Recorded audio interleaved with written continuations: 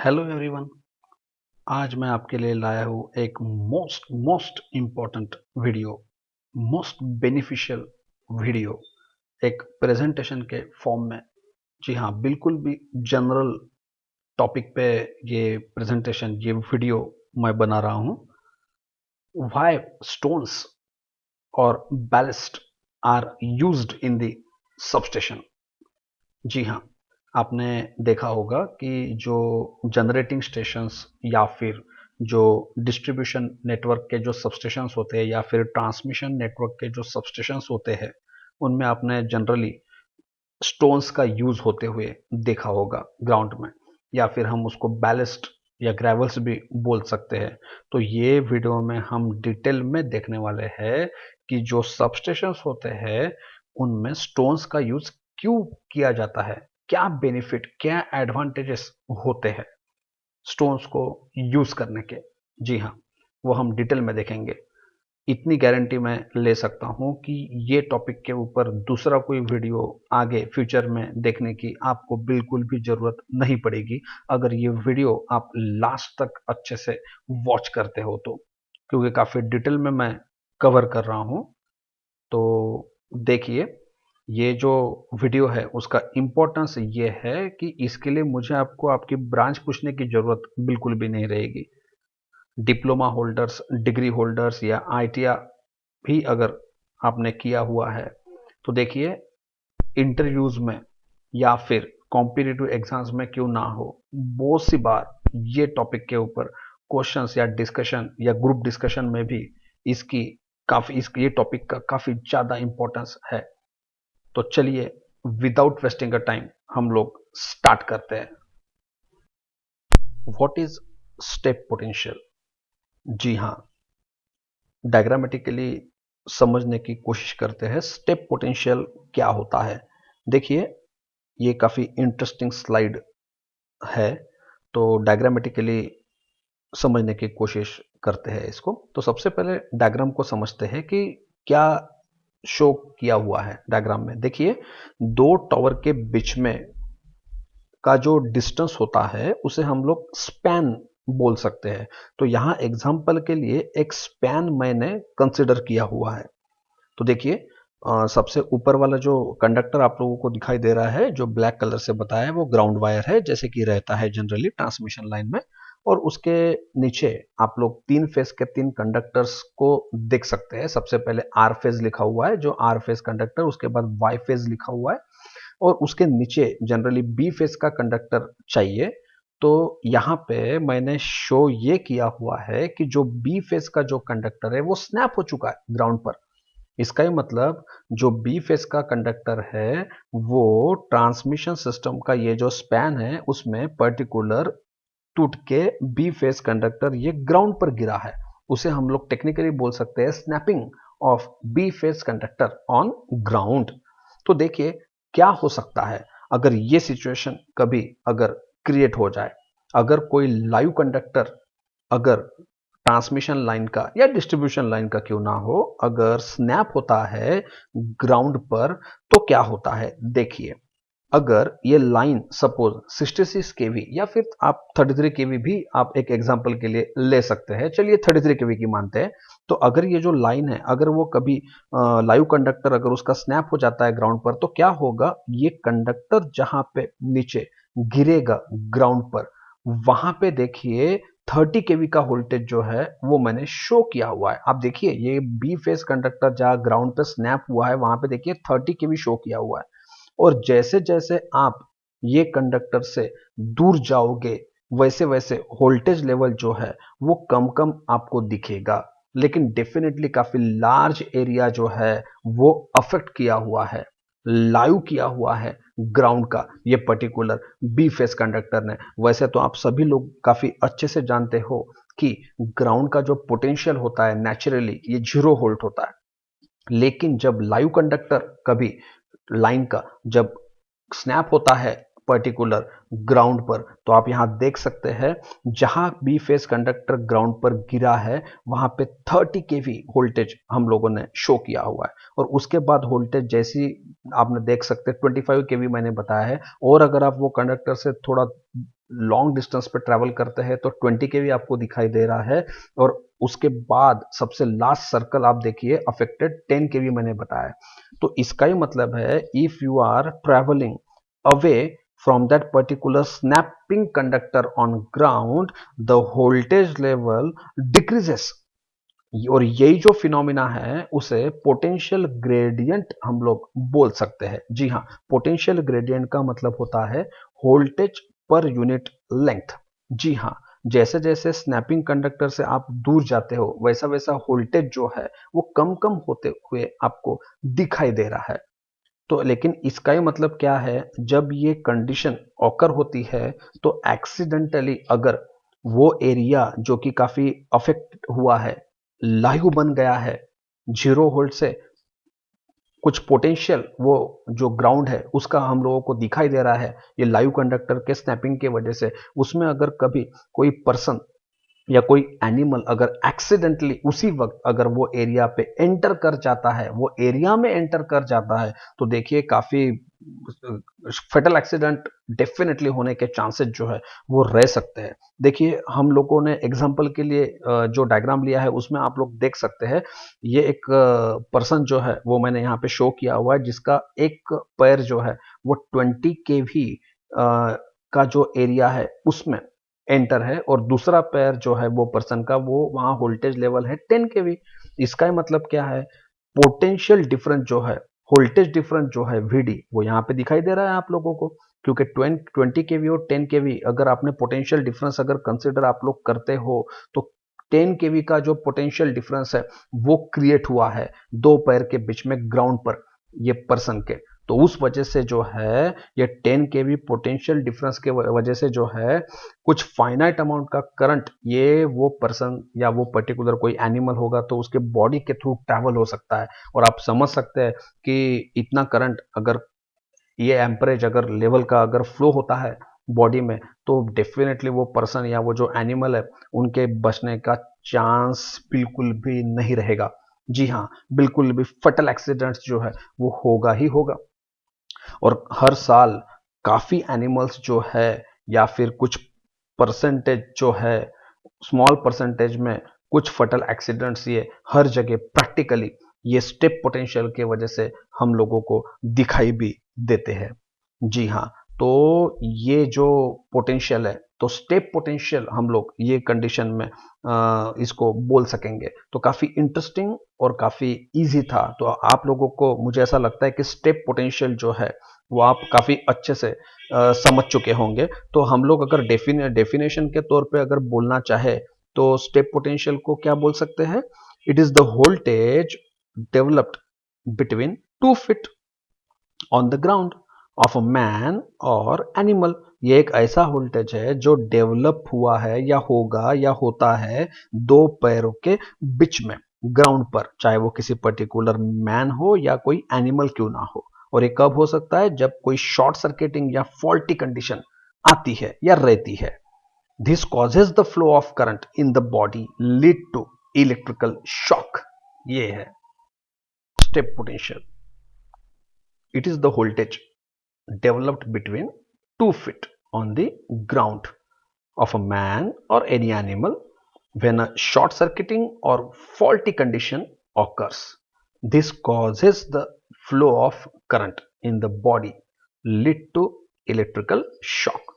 तो इस तरह से हम लोग डेफिनेशन जो है वो स्टेप पोटेंशियल का बोल सकते हैं कि ये एक ऐसा वोल्टेज है जो डेवलप होता है दो पैरों के बीच में ग्राउंड पर, चाहे वो किसी पर्टिकुलर पर्सन हो या एनिमल के लिए हो, जब कोई फॉल्टी या शॉर्ट सर्किटिंग कंडीशन आती है सिस्टम में, और इस वजह से फ्लो होता है एक पर्टिकुलर अमाउंट का करंट बॉडी में, जिसके वजह से इलेक्ट्रिक शॉक जो है या फटल एक्सीडेंट जो है ये हो सकता है। तो ये था स्टेप पोटेंशियल। देखिए अभी देखते हैं रेमेडी।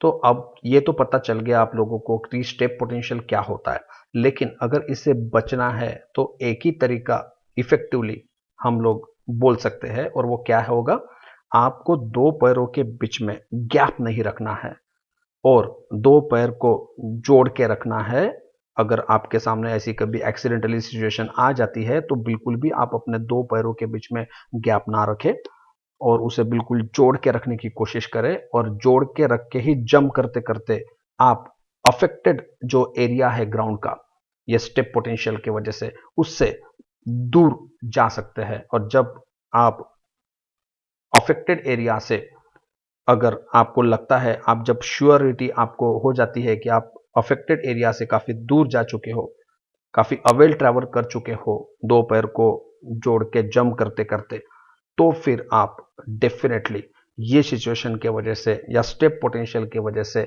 बच सकते हो। तो जी हाँ, ये था स्टेप पोटेंशियल का पूरा कंसेप्ट। अभी हम लोग नेक्स्ट स्लाइड में देखेंगे कि टच पोटेंशियल जो है वो क्या होता है। Touch potential, what is touch potential? चलिए डायग्रामेटिकली समझते हैं टच पोटेंशियल क्या होता है।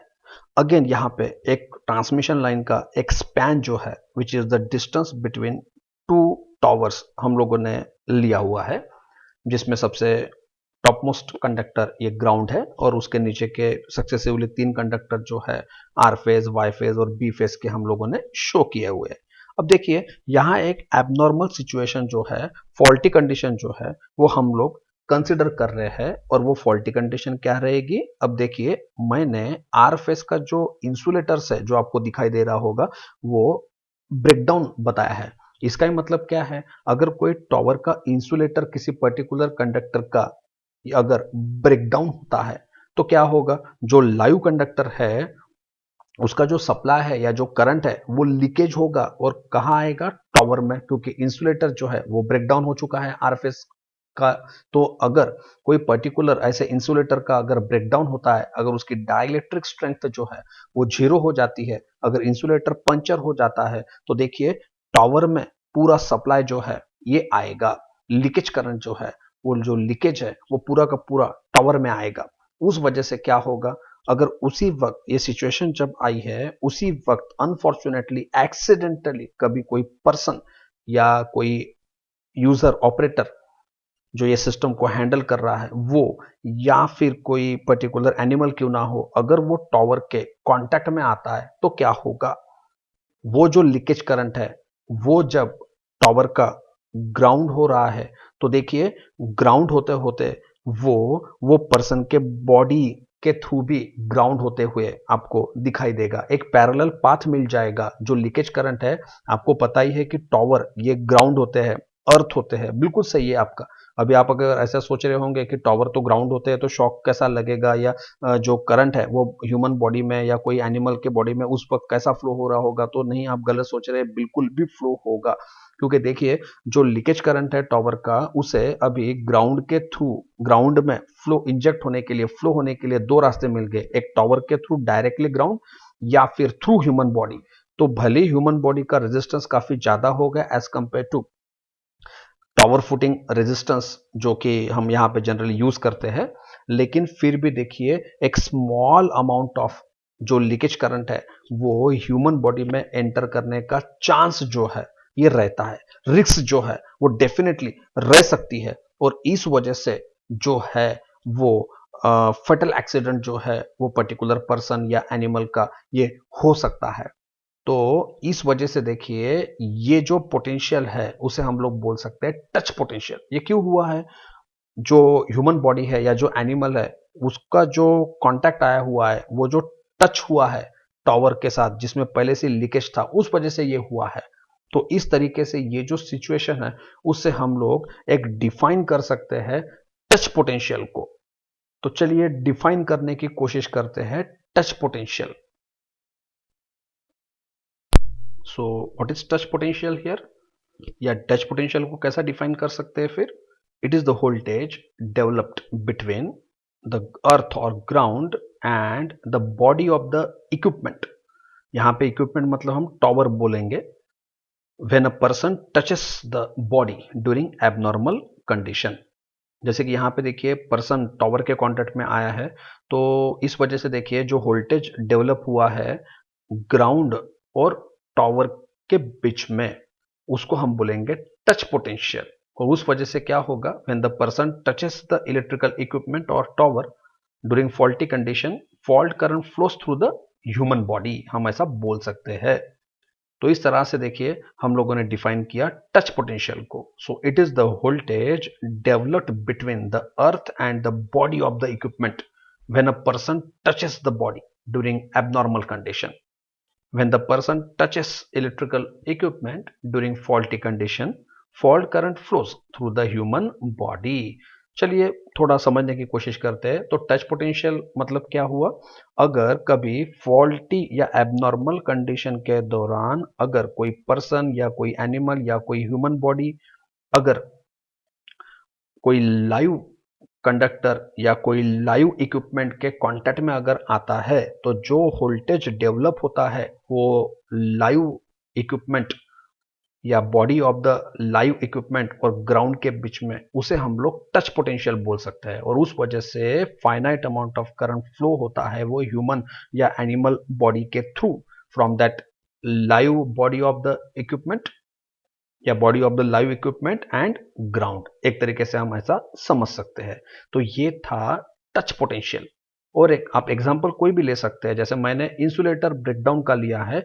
अगर कोई लाइव कंडक्टर अगर ब्रेक होके अगर टावर पे ही अगर गिरता है तो फिर वो जो लाइव कंडक्टर है वो लीकेज होगा उसका सप्लाई टावर में। तो उस हिसाब से उसमें भी ये हो सकता है। तो एग्जाम्पल चाहे कुछ भी हो लेकिन कंसेप्ट समझना इंपॉर्टेंट है। तो मुझे ऐसा लगता है कि आपको काफी अच्छे से जो है वो टच पोटेंशियल का जो कंसेप्ट है वो समझ चुका है। तो चलिए इस तरह हमने समझा कि स्टेप पोटेंशियल और टच पोटेंशियल क्या होता है और रेमेडी क्या हो सकती है। तो टच पोटेंशियल की रेमेडी ये हो सकती है कि अगर हम लोग अगर सेफ्टी शूज अगर पहनते हैं या फिर अगर कोई ऑपरेटर है जो सिस्टम को हैंडल कर रहा है वो अगर सुटेबल अगर हैंड ग्लोव्स यूज करता है, आईएसआई मार्क सेफ्टी ग्लोव्स अगर यूज करता है तो इस सिचुएशन से बचा जा सकता है। तो ये था टच पोटेंशियल इन डिटेल।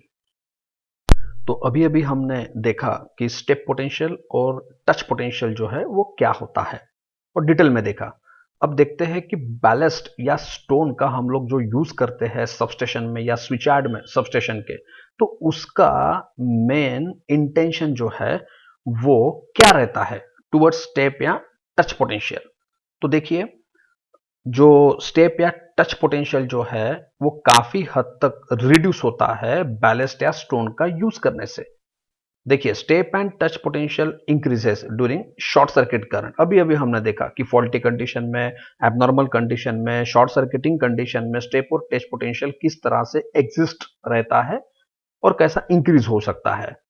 तो बैलेस्ट और stones in switchyard is provided to reduce the step potential and touch potential when operator work in the substation। देखिए कैसा होता है, ये जो स्टोन्स, ग्रेवल्स या बैलेस्ट जो होते हैं ये एक हाई रेजिस्टिव मटेरियल होता है, प्रोडक्ट होता है, या आप इसको एक तरीके से इंसुलेटर भी बोल सकते हैं। ये एक हाई रेजिस्टिविटी मटेरियल है तो ये इंसुलेटर की तरह भी एक्ट एक तरीके से करता है।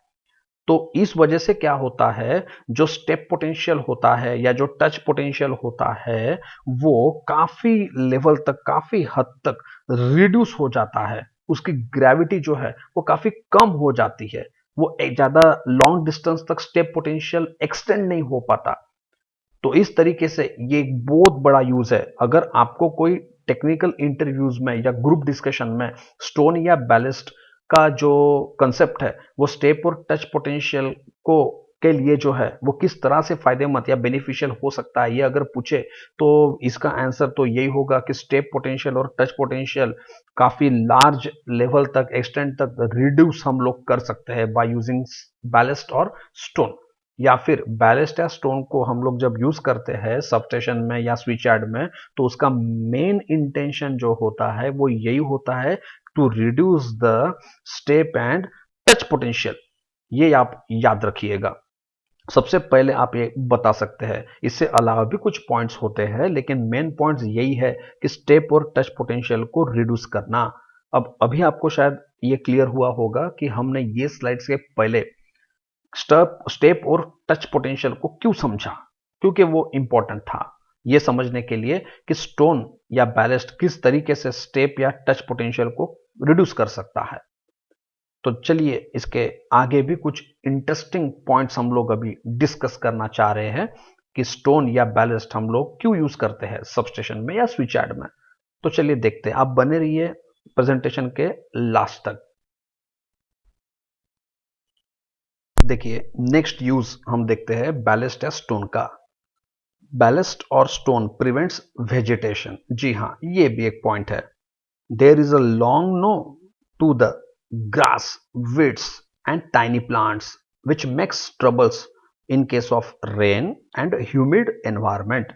जी हाँ, रेनी सीजन में या जो ह्यूमिड एनवायरनमेंट होता है उसमें आप लोगों ने देखा है कि अगर सबस्टेशन में अगर ग्रास या कुछ छोटे छोटे प्लांट्स अगर रहते हैं तो क्या होगा, वो पानी को पकड़ते हैं, मॉइस्चर को एब्जॉर्ब करके रखते हैं। और आपको अच्छे से पता है वाटर और moisture are good conductors of electricity.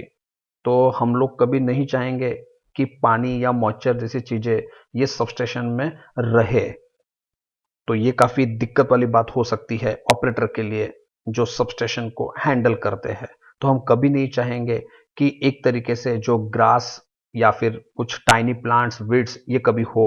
तो अगर आप लोगों को लगता है कि ये जो प्रॉब्लम है ग्रास का या कुछ टाइनी प्लांट जो हमेशा उसका प्रोडक्शन जो है वो खुद ब खुद ऑटोमेटिकली कोई भी जगह पे होते रहता है, खुली जगह पे होते रहता है, तो अगर आप चाहते हो कि ऐसा ना हो तो डेफिनेटली हम लोग सबस्टेशन में क्या यूज कर सकते हैं, बैलेस्ट या स्टोन।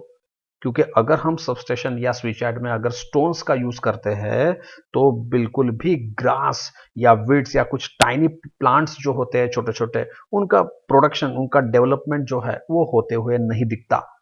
और सबस्टेशन काफी क्लीन और उसका जो विजुअल ऑब्जर्वेशन है वो बाहर से वो काफी अच्छा दिखता है, काफी साफ सुथरा दिखता है। Hence, substation remains nice and clean for perfect visual observation from outside, ऐसा हम बोल सकते हैं। और आपको अच्छे से पता है ड्राई ग्रास में कैच फायर। जी हाँ, एक तो ग्रास चाहिए ही नहीं, और अगर रहती भी है गलती से क्यों ना हो, और अगर वो ड्राई अगर है तो फायर कैच का भी प्रॉब्लम हो सकता है, आग लग सकती है और काफी शॉर्ट सर्किटिंग कंडीशंस भी उस वजह से आ सकती है। तो ये था स्टोन का या बैलिस्ट का और एक यूज टू अवॉइड वेजिटेशन। जी हाँ, तो इस तरह से स्टोन्स का वेजिटेशन को प्रिवेंशन ये हमने एक इंपॉर्टेंट पॉइंट देखा।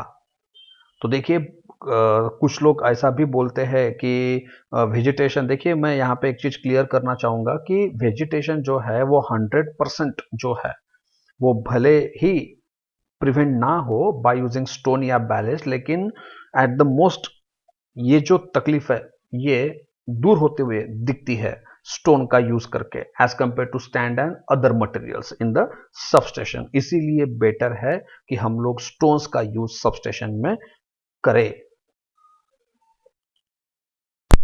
देखिए नेक्स्ट यूज स्टोन या फिर बैलेस्ट का। Stones is provided to give protection from fire when oil spillage takes place। जी हाँ, देखिए सबस्टेशन में ऑयल का स्पिलेज ये एक तकलीफ वाला काम है, क्योंकि आप लोगों को पता है कि सबस्टेशन जो होता है उसमें हम लोग power transformers, circuit breakers, reactors या इसके जैसे काफी सारे इक्विपमेंट्स को जो है, एलटीएचटी इक्विपमेंट्स को जो है, स्विचिंग इक्विपमेंट, स्विच गियर्स को जो है वो हम लोग यूज करते हैं, जिसमें हम इंसुलेटिंग और कूलिंग के लिए ऑयल यूज करते हैं।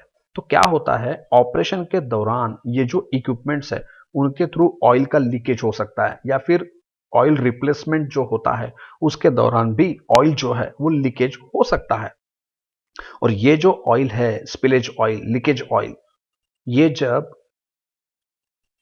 लीकेज होता है, स्पिलेज होता है, तो उस वजह से क्या होता है, फायर, आग लगने का काफी डर होता है सबस्टेशन के ऑपरेशन के दौरान। क्योंकि आपको पता है कि ऑयल के चलते ऑयल जो होता है ये काफी जल्दी फायर को कैच कर सकता है और सबस्टेशन में इसकी बहुत बड़ी दिक्कत हो सकती है। तो अगर आपको लगता है कि ये जो ऑयल स्पिलेज प्रॉब्लम जो है वो ना रहे तो बैलेस्ट या स्टोन्स का यूज हम लोग कर सकते हैं।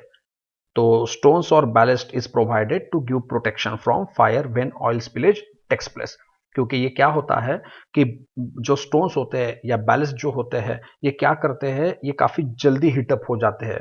तो इस वजह से क्या होता है, ये जो ऑयल जो लीकेज होता है या जो ऑयल स्पिलेज जो होता है उसे ये स्टोन्स क्या करते हैं, काफी जल्दी एब्जॉर्ब करते हैं और वेपराइज कर डालते हैं। क्योंकि इसका टेम्परेचर जो है वो स्टोन्स का वो काफी ज्यादा, वो काफी जल्दी बढ़ता है। वो ऑयल को पकड़ के नहीं रखते हैं, जैसे कि प्रॉब्लम हो सकता है सॉइल के साथ या ग्रास के साथ। ये प्रॉब्लम यहां हमको दिखाई नहीं देगा। तो स्टोन्स का या बैलेस्ट का ये भी एक काफी अच्छा यूज हमको देखने को मिलता है कि ये प्रोटेक्शन देता है, प्रिवेंशन देता है सबस्टेशन में फ्रॉम फायर। ये एक काफी अच्छा यूज स्टोन्स का यहां दिखाई दे रहा है। बैलेस्ट या स्टोन जो रहता है increases resistance between our foot and ground. चलिए समझते हैं स्टोन के ये यूज को भी।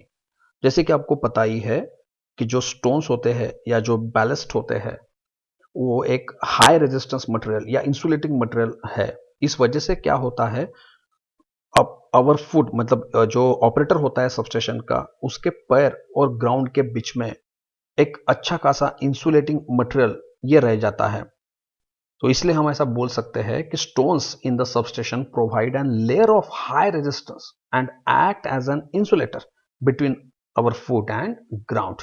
It prevents the operator from getting electric shock during resistive faults. देखिए रेजिस्टिव फॉल्ट्स का मतलब क्या होता है, बहुत सी बार अगर कंडक्टर, अगर लाइव कंडक्टर अगर स्नैप होता है और ग्राउंड पर गिरता है तो क्या होता है, वो ग्राउंड के कांटेक्ट में आता है। और आपको पता है कि ग्राउंड का पोटेंशियल ये जीरो होता है और ग्राउंड का जो रेजिस्टेंस है वो भी काफी नेग्लिजिबल होता है। उस वजह से क्या होता है, जो लाइव सिस्टम होती है उसका करंट काफी ज्यादा बढ़ता है क्योंकि उसको अपोज नहीं होता है, क्योंकि ग्राउंड का रेजिस्टेंस जीरो होता है। और इस वजह से काफी huge amount of current system में फ्लो होने की वजह से उस वक्त में जो इंसुलेटर्स होते हैं ये डैमेज हो सकते हैं, या कुछ इक्विपमेंट जो है सिस्टम के वो डैमेज हो सकते हैं, फेल हो सकते हैं। तो अगर आपको लगता है कि ऐसा ना हो तो सबस्टेशन में स्टोन्स का यूज ये होना ही चाहिए, क्योंकि स्टोन से इंसुलेटिंग मटेरियल क्या करके ऐड करता है। तो सबस्टेशन में कभी ऐसा अगर कुछ हो और अगर कोई कंडक्टर स्नैप होकर स्विच यार्ड में अगर नीचे गिरे, तो अगर स्टोन्स अगर रहते हैं तो उसका इंसुलेटर की तरह वो ऐड करते हैं, वो एक हाई रेजिस्टेंस मटेरियल है। इस वजह से ये प्रॉब्लम से हम लोग बच सकते हैं। और आपको पता ही है कि वो एक हाई रेजिस्टेंस लेयर और अगर इंसुलेटिंग मटेरियल की तरह अगर वो ऐड करता है तो जाहिर सी बात है कि जो ऑपरेटर होता है वो उसके पैर और ग्राउंड के बीच में ये एक इंसुलेटिंग की मटेरियल एक लेयर ऑटोमेटिकली डेवलप हो जाती है ये स्टोन्स की वजह से। Hence stones in substation increases the resistance between foot and ground of the operator. बिल्कुल सिंपल है। तो इस तरह स्टोन या बैलेस्ट या ग्रेवल्स का हम लोगों ने ये भी एक यूज देखा कि ये रेजिस्टेंस को बढ़ाते हैं फुट और ग्राउंड के बीच में। बिल्कुल सिंपल और इंपॉर्टेंट यूज था स्टोन का। देखिए और एक यूज देखते हैं स्टोन्स या फिर बैलेस्ट का सबस्टेशन में। स्टोन जो होते हैं वो रेनी सीजन में जो रेन वाटर होता है उसका एक्यूमुलेशन जो है वो सबस्टेशन में रोकता है। देखिए आप सभी लोगों को पता है कि स्टोन जब हम यूज करते हैं सबस्टेशन में तो वो एक तरीके से यूनिफॉर्म सरफेस जो है उसे अवॉइड करके कुछ ब्रेक्स जो होते हैं उसे प्रोवाइड करता है। उस वजह से नॉन यूनिफॉर्म सरफेस के वजह से जो रेन वाटर जो है वो काफी रैपिडली काफी फास्टर ड्रॉप हो जाता है। ये काफी एक अच्छा यूज रेनी सीजन में स्टोन या बैलिस्ट का सबस्टेशन में हमको दिखाई देता है। उसके साथ साथ आप लोगों को पता है कि जो स्टोन्स है उसका जो एरिया होता है वो काफी स्मॉल होता है। काफी छोटे स्टोन्स होने के वजह से, स्टोन का एरिया कम होने के वजह से वो रेजिस्टेंस काफी ज्यादा ऑफर करते हैं, क्योंकि रेजिस्टेंस और एरिया ये इनवर्सली प्रोपोर्शनल होता है। तो काफी हाई रेजिस्टेंस ऑफर करने के वजह से जो ऑपरेटर है सबस्टेशन का वो फटल या हेवी इलेक्ट्रिकल शॉक से बच सकता है। इसीलिए हमने ऐसा लिखा है कि stone your ballast makes the current non continuous through our body and finally it increases the resistance, ऐसा हम लोगों ने लिखा है। उसके साथ साथ आप लोगों को पता ही है कि जो स्टोन्स है वो काफी जल्दी, काफी रैपिडली हीटअप होते हैं, और इस वजह से काफी जल्दी रेनी सीजन में जो वाटर या मॉइस्चर होता है वो काफी रैपिडली वेपराइज करता है। और जो सबस्टेशन है उसमें मड जो है वो अवॉइड करता है। इसलिए हमने यहाँ पे ऐसा कवर किया है कि stones heated up quickly and hence helps for vaporization of water or moisture during rainy season, and it does not make any mud inside the substation. Some other reasons for using stones or ballast in substation. देखिए last slide है, इसमें कुछ छोटे छोटे और कुछ reasons है, लेकिन उतने इंपॉर्टेंट भी है जो कि स्टोन्स और बैलेस्ट का इंपॉर्टेंट जो है सबस्टेशन में यूज करने का वो रिप्रेजेंट करता है। जैसे कि देखिए, the entry of animals, reptiles like snakes, lizards, rats etcetera are prevented to some extent by spreading stones or ballast over the substation surface, as the surface would be inconvenient to crawl. जैसे कि आपको पता ही है कि जो stones अगर हम लोग यूज करते हैं सबस्टेशंस में, तो वो जो सरफेस है वो कन्वीनियंट नहीं हो पाता क्रॉलिंग के लिए रेप्टाइल्स को, या फिर स्नेक्स हो, लिजर्ड्स हो, रैट्स हो। इसीलिए वो जो है वो सबस्टेशन में एक तरीके से उनका जो प्रेजेंस है वो लगभग नहीं के बराबर रहता है। तो ये एक यूज है, मतलब एक तरीके से फेवरेबल एनवायरनमेंट जो है सबस्टेशन का ऑपरेटर के लिए वो अवेलेबल कराता है, क्योंकि आप लोगों को अच्छे से पता है कि जो स्नेक्स है या जो रेप्टाइल्स होते हैं वो कभी कभी शॉर्ट सर्किटिंग कंडीशन जो है वो ला सकते हैं, वो कंडक्टर्स को शॉर्ट कर सकते हैं, या किसी इक्विपमेंट के अंदर अगर एंटर कर जाते हैं तो शॉर्ट सर्किटिंग कंडीशंस भी आ सकती है। तो ये एक अच्छा यूज हम लोग स्टोन्स का बोल सकते हैं। उसके साथ साथ using stone in the substation is cheap and remains clean as compare to concrete casting. अगर हम लोग कॉन्क्रीटिंग कास्टिंग यूज अगर करते हैं, कॉन्क्रीट कास्टिंग यूज करते हैं एज कंपेयर टू स्टोन, तो देखिए वो महंगा हम लोगों को कॉस्टली होगा। तो स्टोन का एक ये भी यूज है कि वो काफी सस्ता है as compare to concrete casting. इसीलिए सबस्टेशन में स्टोन ये काफी बेनिफिशियल है यूज करना। Again, stone can carry much higher capacity weight. जी हाँ, स्टोन जो है वो कैरी कर सकता है काफी हायर कैपेसिटी वेट को भी। तो ये भी एक उसका काफी अच्छा यूज जो है, ये भी उसका जो यूज है वो काफी एक अच्छा यूज हम लोगों को यहाँ पे देखने को मिलता है स्टोन का, कि वो हायर कैपेसिटी वेट को इजीली कैरी कर सकता है। Next, it improve substation working condition. इस तरह हमने देखा कि जो वर्किंग कंडीशन है सबस्टेशन की वो काफी लेवल तक इंप्रूव जो है वो कर सकते हैं स्टोन्स, ग्रेवल्स एक तरीके से, या फिर बैलेस्ट। और लास्ट पॉइंट हम लोग देखते हैं, stones are more shock resistance as compare to grass and sand. देखिए कभी कभी अर्थक्वेक जैसी सिचुएशन, या फिर आप लोगों ने देखा हो कि ट्रांसफार्मर भी कभी कभी वाइब्रेशन होता है मैग्नेटोस्ट्रिक्शन के वजह से कोर के।